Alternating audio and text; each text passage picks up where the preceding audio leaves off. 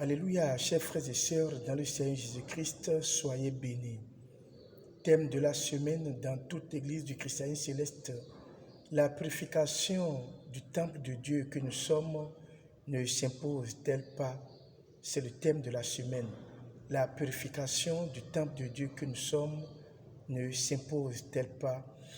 Aujourd'hui, beaucoup de personnes se disent que quand je m'accrocherai aux interdits de Lévitique 15, chaque fois que je me laverai pour me purifier ou bien pour me sanctifier après avoir été impur, alors je suis déjà un bon fils de Dieu. Cette prédication que je suis en train de faire sera faite sur plusieurs numéros. La purification du temple de Dieu que nous sommes ne s'impose-t-elle pas?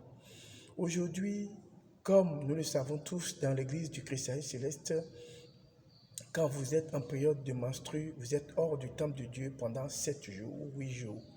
Quand vous faites des enfants, quand vous accouchez, quand vous êtes une nouvelle maman, vous restez hors du temple, hors de l'église pendant 41 jours. Quand vous êtes dans des dispositions, vous avez la plaie ou bien vous avez touché un corps, un cercueil ou un cadavre, vous êtes considéré comme impur. Beaucoup de personnes aujourd'hui préfèrent se sanctifier le corps et oublient la sanctification, la purification de l'esprit. S'approcher d'une femme, s'approcher de son épouse, faire les rapports sexuels est considéré comme acte impur où il faut se purifier avant d'accéder au temple ou à l'autel dans l'église du christianisme céleste. Plusieurs personnes aujourd'hui, après les rapports sexuels, se purifient, se sanctifient avec l'eau bénite ou bien avec des parfums et croient que c'est déjà fini, le paradis m'est garanti.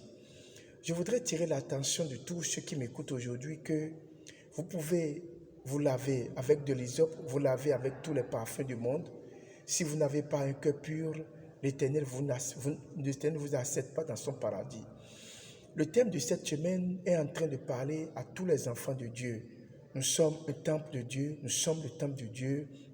Nous devons tout faire pour nous sanctifier, pour nous purifier, pour avoir de bons comportements. La purification du temple de Dieu que nous sommes ne s'impose-t-elle pas? Vraie question, vrai questionnement à tous les chrétiens qui doivent comprendre aujourd'hui que en dehors de tout ce que nous faisons comme purification charnelle, nous devons purifier notre corps, notre esprit, notre âme pour pouvoir bénéficier des bienfaits de l'Éternel Dieu. Qu'est-ce que c'est purifier son temple intérieur? Qu'est-ce que c'est le temple intérieur? Nous reviendrons dans le numéro 2.